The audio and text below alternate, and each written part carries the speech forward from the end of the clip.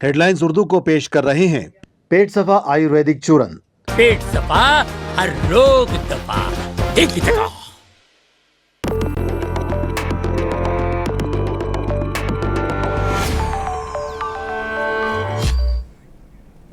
नाजरीन आदाब, मुनसिफ टीवी में आपका खैर मकदम है। आप देख रहे हैं हेडलाइंस उर्दू। सबसे पहले नजर डालते हैं सुर्खियों पर। सुर्खियों को पेश करने में ताउन किया है डॉक्टर ऑर्थो ऑयल के साथ साथ डॉक्टर ऑर्थो कैप्सूल्स साथ लेना ना भूलें। आसाम में इंतखाबी मुहिम में आई शिद्दत। वजीर आजम मोदी आज हुजाई जिले में इंतखाबी रैली से करेंगे खिताब।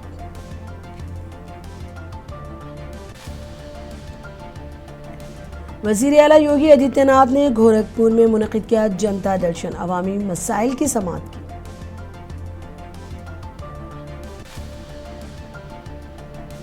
राजस्थान के वजीर आला ने बीजेपी के यौम तासीस तकरीब में की शिरकत, पार्टी की कामयाबियों और मुस्तकबिल के अज़म पर डाली रोशनी। तेहरान में किए गए फिजाई हमले, एक यूनिवर्सिटी को बनाया गया निशाना।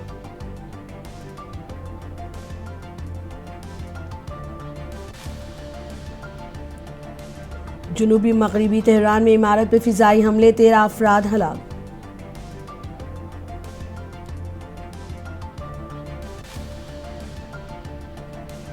ईरान के वजीर खारजा ने हिंदुस्तानी और रूसी हम मनसूबों से की फोन पर बात, जारी जंग की सूरत हाल पर किया तबादला ख्याल।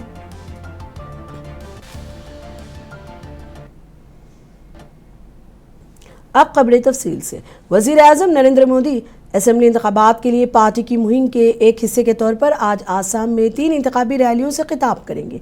वजीर आजम मोदी बिजली जिला के भवानीपुर सरभोग से अपनी मुहिम शुरू करेंगे। इसके बाद वो हुजाई और बाद में डिब्रूगढ़ में रैलियों से खिताब करेंगे। वजीर आजम के दौरे को रियासत में 9 अप्रैल को होने वाली पोलिंग से कबल आखिरी मरहले में बीजेपी की मुहिम को तक़वियत देने के लिए एक अहम इक़दाम के तौर पर देखा जा रहा है।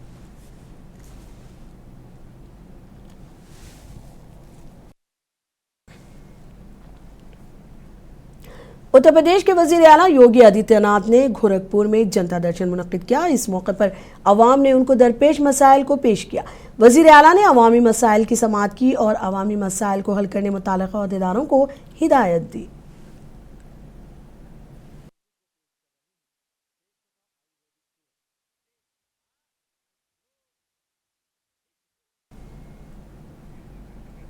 बीजेपी की यौम तासीस के मौके पर राजस्थान के वजीर आला भजन लाल शर्मा और रियासती बीजेपी सदर मदन राठौड़ ने एक तकरीब में शिरकत की। इस मौके पर वजीर आला ने पार्टी की कामयाबियों और मुस्तकबिल के अज़म पर रोशनी डाली।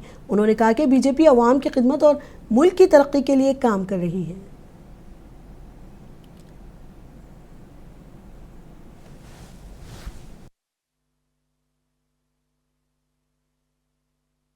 भारतीय जनता पार्टी के स्थापना दिवस पर आयोजित भारतीय जनता पार्टी प्रदेश कार्यालय पर कार्यक्रम में हमारे प्रदेश के यशस्वी प्रदेश अध्यक्ष सम्मानीय मदन राठौड़ जी,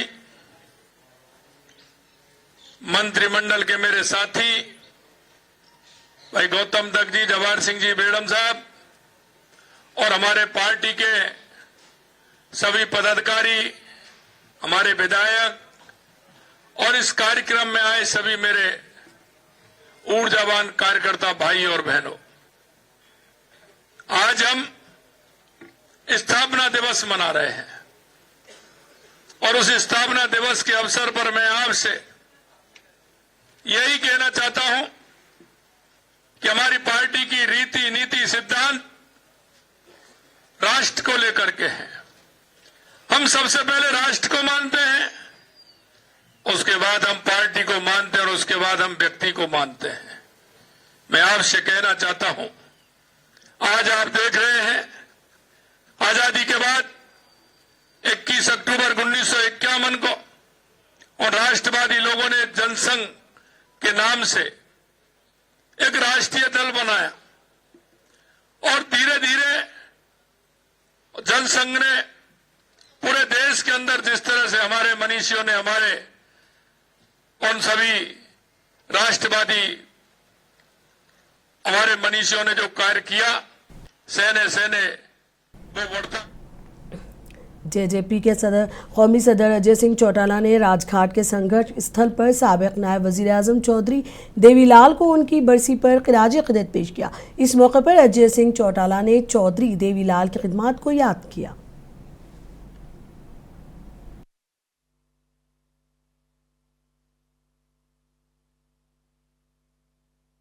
उनकी पुण्यतिथि हर वर्ष इसी तरीके से उनके अनुयायी हम सब मिलकर के बनाते हैं, उन्हें अपने श्रद्धा के सुमन अर्पित करते हैं और उनके दिखाए हुए मार्ग पर चलने का संकल्प लेते हैं।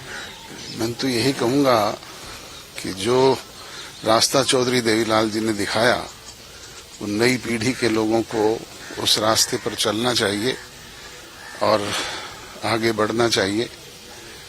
यही संकल्प हम इस पुण्यतिथि पर लें।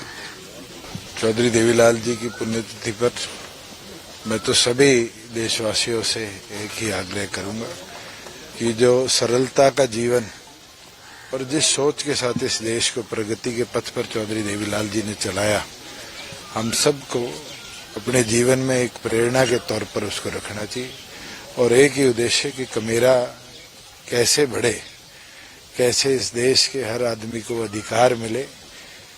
और मुझे लगता है कि वो जीवन उनने जो जिया, चाहे वो इस देश के फ्रीडम की लड़ाई हो, चाहे उसके बाद इस देश के अंदर विधानसभा के अंदर जाना हो, चाहे इस देश की सबसे बड़ी पंचायत में इस देश के प्रधानमंत्री पद को त्यागना हो, कहीं ना कहीं उनने अपना पूरा जीवन इसी तरह समर्पित किया कि अगर असूलों पर बात आई और देश हित के लिए उनको कोई कदम उठाना पड़ा तो कभी नहीं झिझके। मुझे लगता है हमें उनसे प्रेरणा जरूर इस चीज पे आज के दिन लेनी चाहिए।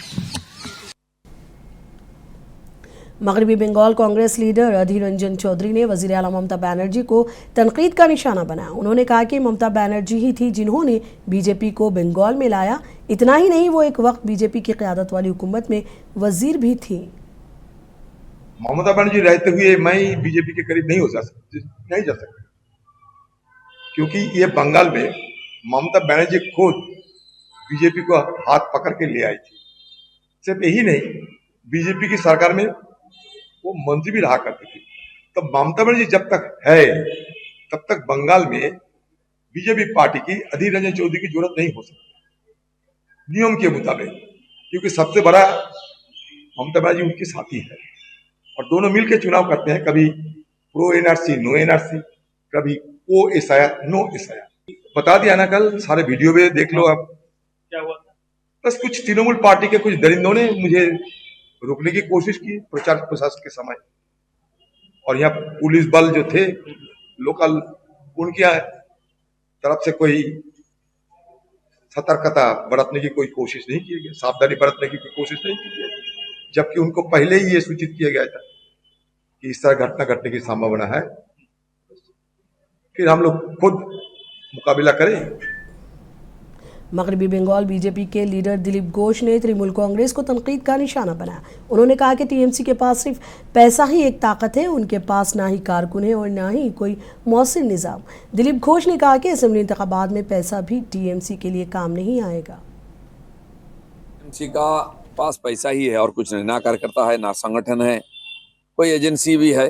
पुलिस था, बेचारा पुलिस वाले जान गए हैं कि परिवर्तन होने वाला है, आगे भी यहाँ नौकरी करना है, वो भी समझ करके आगे बढ़ रहे हैं।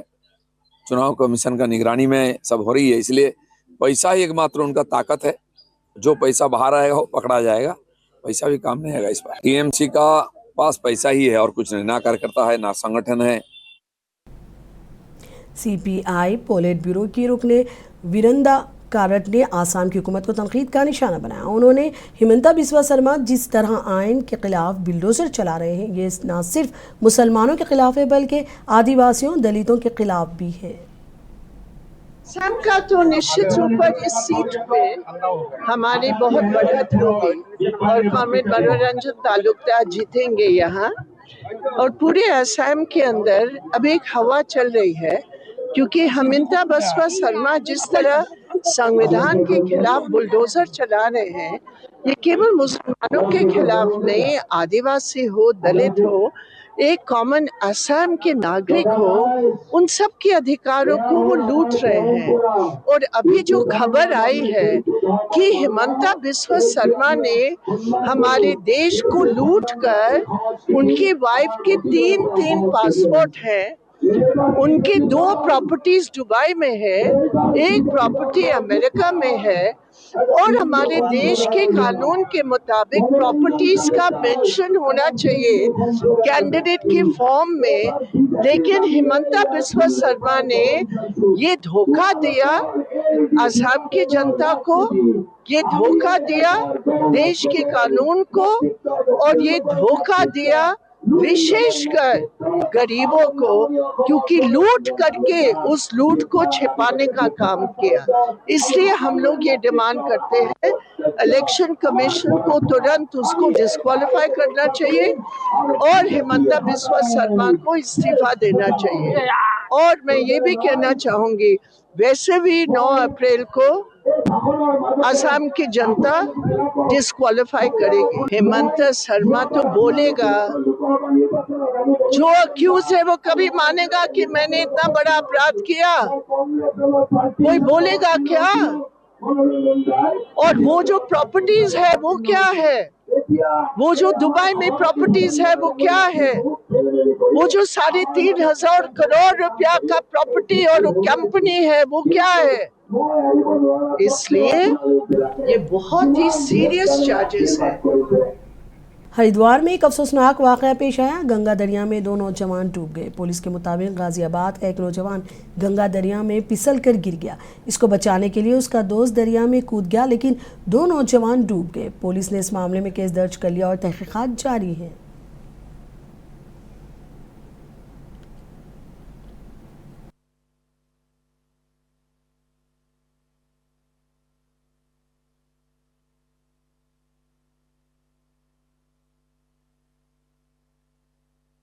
हाँ, ये दुधियावन जो रूढ़ीवेल वाला क्षेत्र में पड़ता है, यहाँ पे सूचना आई थी कि 2 व्यक्ति डूब गए हैं। पुलिस तत्काल मौके पे गई, चौकी से गए और जल पुलिस वाले गए थे। तत्काल रेस्क्यू वहाँ पे चलाया गया और 2 लोग जो गाजियाबाद से यहाँ परिवार सहित आए थे, उनके परिवार भी आए थे, तो वो ये गलत नहाने के लिए वहाँ चले गए, जबकि वहाँ सब जगह घाट तो वहाँ पे अब है नहीं, घाट में तो मिट्टी भर गई है और आगे नदी हो गई है, वहाँ ये नहाने चले गए। वो डेंजरस क्षेत्र है, उसमें बोर्ड भी लगे हैं कि भाई यहाँ पे नहाना जो है वो नहीं है, प्रतिबंधित है। तो 1 घंटा लगभग रेस्क्यू पुलिस ने चलाया, लेकिन दोनों की बॉडियां रिकवर हो गई हैं। गाजियाबाद से ये लोग आए थे, इनको मोर्चरी भिजवा दिया गया है। पंचायतनामा की कार्रवाई करके पोस्टमार्टम कार्रवाई की जाएगी।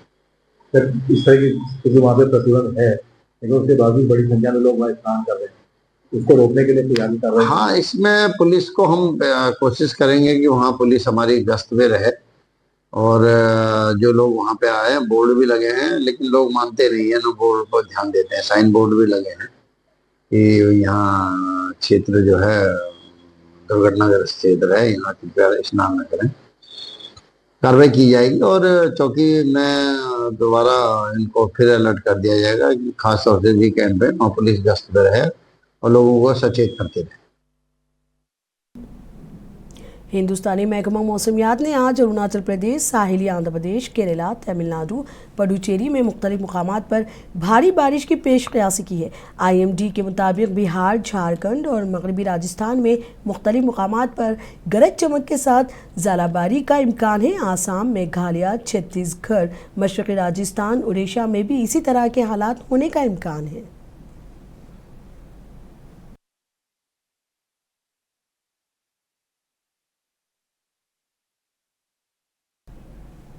हिंदुस्तानी बहरिया के जहाज़ INS त्रिकंद ने दारुस्सलाम तंजानिया का दौरा किया और समंदरी ताउन को मजबूत किया।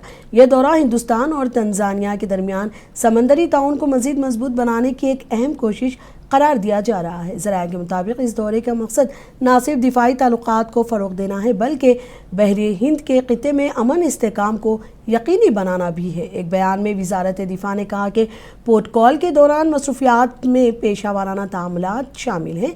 तंजानिया की बहरिया के साथ मुश्तरका तरबियती सरगर्मियाँ तरबियत बाहमी ताउन और बहरी ताउन को फ़रोग़ देगी। इसके अलावा दोस्ताना खेलों और योगा समेत मुतादिद समाजी और कम्युनिटी मसरूफ़ियात का मंसूबा बनाया गया है।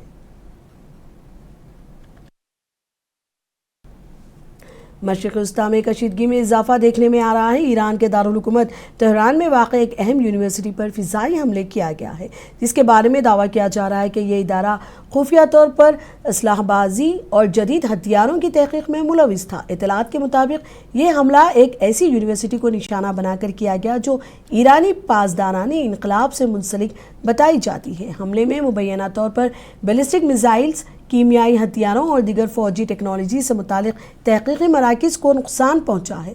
ज़राए का कहना है कि इस कार्रवाई का मकसद ईरान की इस्लाह साजी की सलाहियत को कमज़ोर करना था।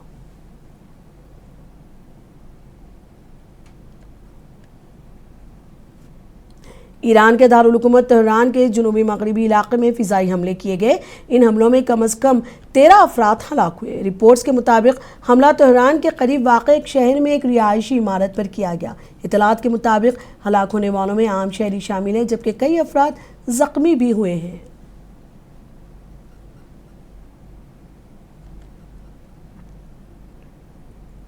ईरानी वज़ीर ख़ारजा सैयद अब्बास इराक़ची ने अपने रूसी और हिंदुस्तानी हम मनसूबों के साथ अमेरिका, इसराइल और ईरान के दरमियान जारी इलाक़ाई तनाज़े पर तबादला ख्याल किया। ईरान ने एक बार फिर अमेरिका और इसराइल की कार्रवाइयों को जारियत करार देते हुए इसके ख़ित्ते पर पड़ने वाले सिक्योरिटी और माशी असरात पर शदीद तशवीश का इजहार किया।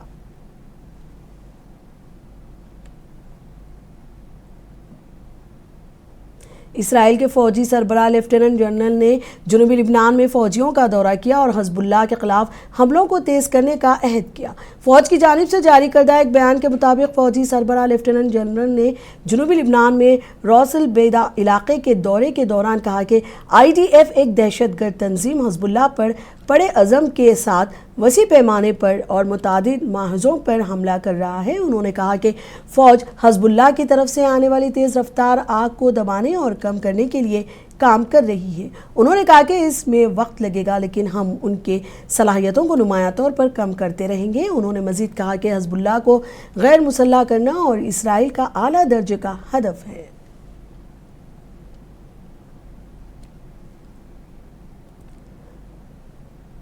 इसराइल के वज़ीर आज़म नेतन्याहू ने अमेरिकी सदर डोनाल्ड ट्रंप को ईरान में फंसे अमेरिकी पायलट की कामयाब रेस्क्यू कार्रवाई पर सताइश की। अपने बयान में नेतन्याहू ने इस ऑपरेशन को नाकाबिल यकीन करार देते हुए कहा कि यह कार्रवाई इस उसूल को मजबूत करती है कि किसी को पीछे नहीं छोड़ा जाता। रिपोर्ट्स के मुताबिक अमेरिकी फ़िज़ाइया का एक F-15 तैयारा ईरान में गिरकर तबाह हो गया था, जिसके बाद अमेरिकी स्पेशल फोर्सेस ने इंतहाई खतरनाक मिशन के जरिए पायलट को बाहिफाजत निकाल लिया। नेतन्याहू ने कहा कि इसराइल और अमेरिका दोनों ऐसी जुर्रतमंदाना कार्रवाइयों की मुश्तरका तारीख रखते हैं और ये कामयाबी दोनों ममालिक के अज़म की अक्कासी करती है।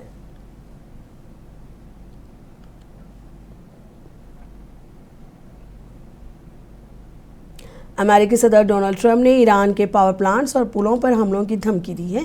ट्रंप ने आबना हुर्मुज़ को दोबारा ना खोलने की सूरत में शहरी इंफ्रास्ट्रक्चर पर हमले की अपनी धमकी को दोहराया। ट्रंप ने कहा कि अगर आबी गुजरगाह को समंदरी ट्रैफिक के लिए ना खोला गया तो वो जहन्नुम में रहे होंगे। ट्रंप ने 2 हफ्ते कबल हमलों की धमकी दी थी, लेकिन ईरान के लिए आबी गुजरगाह को दोबारा खोलने की आखिरी तारीख में दोबारा तौसी की। ये दावा किया कि ईरानियों के साथ मुज़ाकरात में मुस्बित इशारे मिले हैं।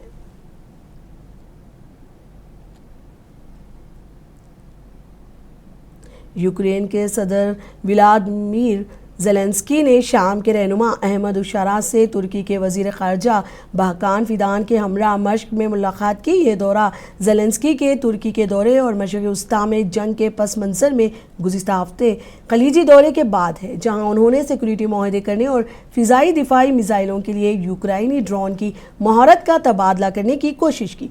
यूक्रेन जो रोज़ाना मुसलसिल रूसी ड्रोन और मिसाइल बिराजों से लड़ रहा है, फौरी तौर पर यूएस पेट्रियट एयर डिफेंस गोला बारूद की ज़रूरत है और खदशा है कि मशरिक़ी वस्ता की जंग की वजह से सप्लाई डूब सकती है। इसलिए कैफ ने रूसी ड्रोन का मुकाबला करने में अपनी महारत से फ़ायदा उठाने की कोशिश की है, जैसा कि ईरान ने खलीजी ममालिक में जवाबी हमलों में इस्तेमाल किया है।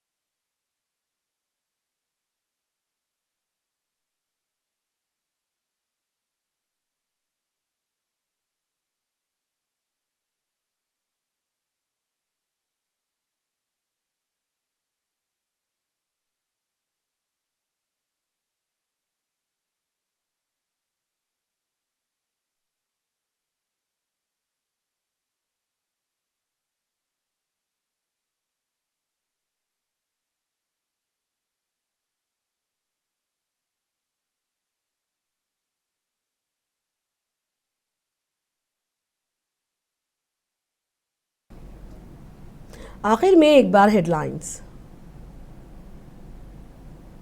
सुर्खियों को पेश करने में ताउन किया है डॉक्टर ऑर्थो ऑयल के साथ साथ डॉक्टर ऑर्थो कैप्सूल्स साथ लेना ना भूलें। आसाम में इंतखाबी मुहिम में आई शिद्दत। वजीर आजम मोदी आज हुजाई जिले में इंतखाबी रैली से करेंगे खिताब।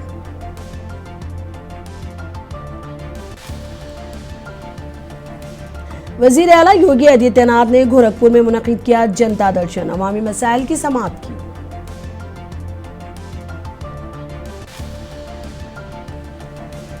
राजस्थान के वजीर आला ने बीजेपी की यौम तासीस तकरीब में की शिरकत, पार्टी की कामयाबियों और मुस्तकबिल के अज़म पर डाली रोशनी।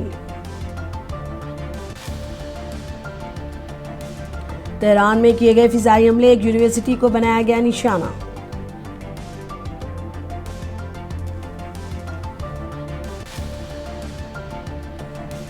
जुनूबी मगरबी तेहरान में इमारत पर फिजाई हमले, 13 अफराद हलाक।